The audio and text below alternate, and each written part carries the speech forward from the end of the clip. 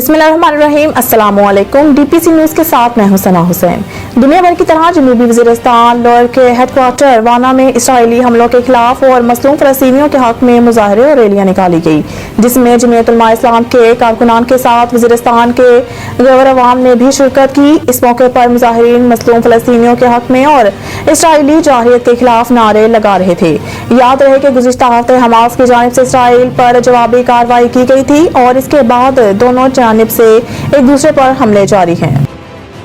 TMA टांग की अदम तवज्जी और फराइज से गफलत। डीसी कंपाउंड जनूबी वज़ीरिस्तान वाक़या टांग गंदगी और गलासत के ढेर में तब्दील कोई पुरसान हाल नहीं। तफसीलात के मुताबिक एडिशनल डीसी जनरल जनूबी वज़ीरिस्तान अपर के ऑफिस से 50 कदम के फासले पर इंतजामिया की नाक तले डिस्ट्रिक्ट प्रेस क्लब अपर वज़ीरिस्तान के अकब में टनों के हिसाब से गंदगी का ढेर पड़ा है। रिहायशी आबादी को परेशानी और मुश्किलात का सामना, मुज़ी अमराज फैलने का खदशा, गंदगी और कूड़ा करकट का ताफुन और बदबू दूर दराज तक फैल गई है। समाजी हलकों ने डीसी अपर वज़ीरिस्तान से फौरी इस्लाह और अहवाल का मुतालबा दोहराया है।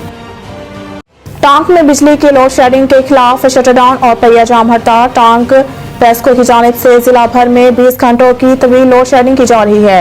बिजली के 8 फीडर्स भी मुकम्मल तौर पर बंद कर दिए गए हैं। बिजली फीडर्स की बंदिश से सैकड़ों देहातों की बिजली कई दिनों से मुनक़ता है। बिजली बंदिश से जिला भर में पीने का पानी भी नापीद हो गया है। शहरी पीने के लिए पानी खरीदने पर मजबूर हैं। बिजली बंदिश से टांग का कारोबारी तबका सबसे ज्यादा मुतासिर है। योमिया करोड़ों का नुकसान हो रहा है। आज शहर के तमाम तजारती मराकज़, प्राइवेट स्कूल और कॉलेजेस और दुकानें भी बंद कर दी गई हैं। पेस्को की जानिब से बिजली सरकारी इदारों और बास बिजली फीडर्स पर भारी बकाया जात की वजह से बंद की गई है। वाना रोड बाईगरा ब्लोच टांग के करीब टीएमए एहलकारों ने नाम नहाद ठेकेदार के साथ मिलकर बस स्टैंड टैक्स के नाम पर जनूबी वज़ीरिस्तान से डेरा इस्माइल खान और डेरा से वज़ीरिस्तान जाने वाली गाड़ियों को दोनों हाथों से लूटने लगे, जिस पर ट्रांसपोर्टर्स बरादरी ने पहिया जाम हड़ताल करने की धमकी दे दी।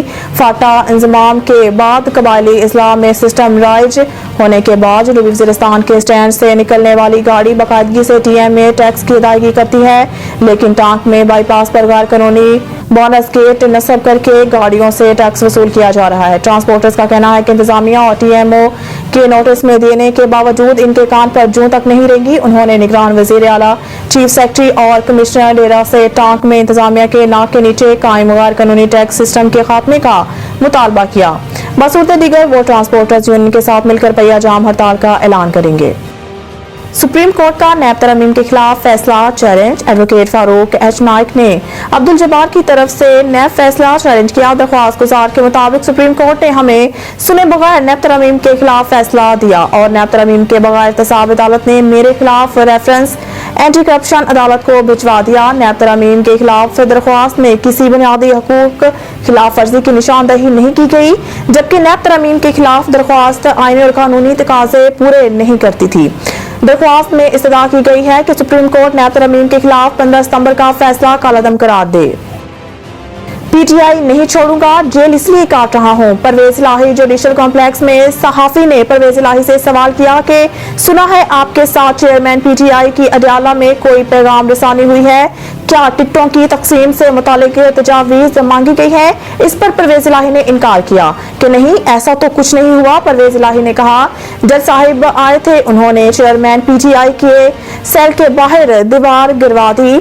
अलबत्ता जेल में खाना अच्छा नहीं दिया जाता रहा, फूड पॉइजनिंग हो गई है, खाना अच्छा नहीं है जिससे सेहत अच्छी नहीं है, बहुत मुश्किल से यहाँ पहुंचा हूँ। सहाफी ने परवेज इलाही से सवाल किया कि पीटीआई के साथ रहेंगे या छोड़ देंगे। इस पर साबिक वज़ीर आला ने कहा कि नहीं छोड़ूंगा, जेल इसीलिए काट रहा हूँ। सहाफी ने कहा, नवाज शरीफ कैद थे तो मोनिस इलाही कहते थे कि बेटे इन्हें पूछने नहीं जाते, अब आप मुश्किल में हैं, आपके बेटे क्यों नहीं आ रहे? परवेज इलाही ने जवाब दिया कि मुझे कोई मुश्किल नहीं, ठीक हूँ, खुदा का शुक्र है। सियालकोट वाक़े के मुलज़मान गिरफ्तार कर लिए, बैरूनी हाथ मुलव्वस हैं। IG पंजाब सूबाई दारुल हुकूमत में न्यूज कॉन्फ्रेंस करते हुए inspector general Punjab police doctor Usman Anwar ने कहा कि सियालकोट में मस्जिद के अंदर फायरिंग करके 2 अफराद को शहीद किया गया। जायब कुआ से शवाहद हासिल किए वाक़े में मुलव्वस मुलज़मान पकड़े गए हैं जिन्हें जल्द अदालतों में पेश करेंगे। उन्होंने कहा कि क्राइम सीन से कंफर्म हुआ है कि इसमें बैरूनी हाथ मुलव्वस है।